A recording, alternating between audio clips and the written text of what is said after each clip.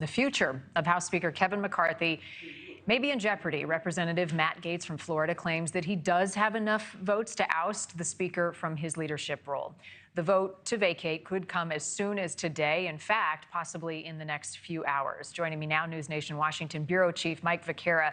Mike, good morning to you. I guess afternoon in D.C. Does Gaetz have the votes he says he has? Well, it remains to be seen. He says he has it, and it's going to be a very near thing, Marni. There's no question about it.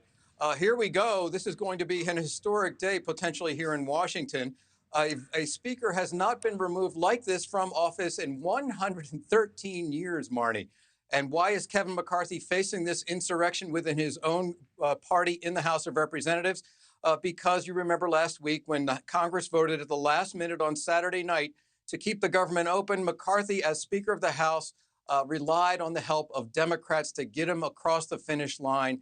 Some 90 Republicans voted against him, and this is the upshot. You remember McCarthy at the beginning of the year, Marni, had 15 votes that were required in the full House before he was able to get enough votes to become Speaker of the House. And part of the price that he paid was any single member. He made this agreement with conservatives in the Freedom Caucus like Matt Gaetz. Any single member could make a motion at any time, one member, to remove him from the speaker's chair, take that speaker's gavel out of his hands. They're mad today, and that's exactly what is apparently going to happen.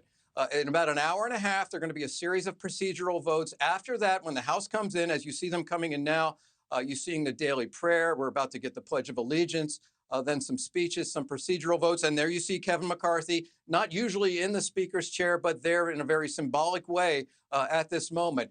But in about 2 hours' time, we're going to see some votes that could result in him being removed from the speaker's chair. We haven't seen it in 113 years in this way. You remember in 1998, Newt Gingrich was forced out behind the scenes by his own party. John Boehner, just 8 years ago, faced a similar insurrection within the Republican Party. But this is a much more formal proceeding to remove Kevin McCarthy. And to circle back to your opening question, we don't know exactly how it's going to go. It's going to be a very near thing, and it's quite possible that in just a few hours' time, the House will be formally without a speaker. Right. Marni? To your point, historically speaking, in 2015, Boehner resigned from Congress before the House voted. So I guess the question being, what do Democrats do? Have they shown any of their cards at this point, Mike? Right. And the irony here is because McCarthy relied on Democrats to keep the government open last week, the irony here is Democrats just emerged from a closed-door meeting of their own in the basement of the Capitol this morning, and they have come out with a unified front. They will not support McCarthy in this fight. You know, if some of them did, then they would counterbalance the votes against McCarthy and the votes we're about to see this afternoon. They're saying now that they're not going to do it. They're saying basically it's up to Republicans to put forward their candidate. It's up to Republicans to decide the fate of Kevin McCarthy and his future as the Speaker of the House. So what happens after this, whether there's going to be deals made with Democrats, some sort of power sharing agreement in the House, which would also be unprecedented, that remains to be seen. We are in uncharted territory here, Marni, so it's a big day here on Capitol Hill and in Washington and for American politics. After all, we're talking about the Speaker of the House. It's the only constitutionally named officer in the Congress and second in line to the presidency. So it's no small thing. Right. And also no small thing, if not Kevin McCarthy, who have hardline Republicans suggested anyone that they would like to see in his place, including Matt Gaetz? Well, there's talk.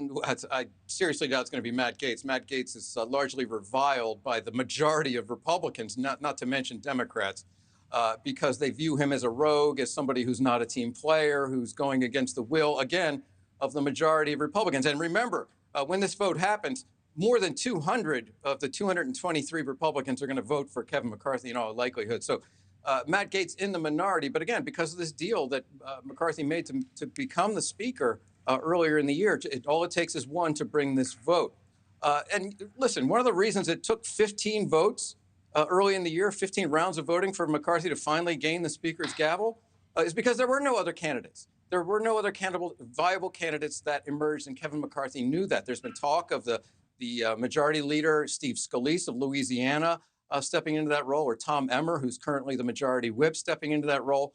None of them appear to be eager to be front and center in this fight. So it's unclear exactly who could win the requisite 218 votes, a majority of the House, to become the next Speaker. Again, uncharted waters here. Thank you for watching. Go to newsnationnow.com to find NewsNation on your television provider. And don't forget to click the red subscribe button below to get more of NewsNation's fact-driven, unbiased coverage.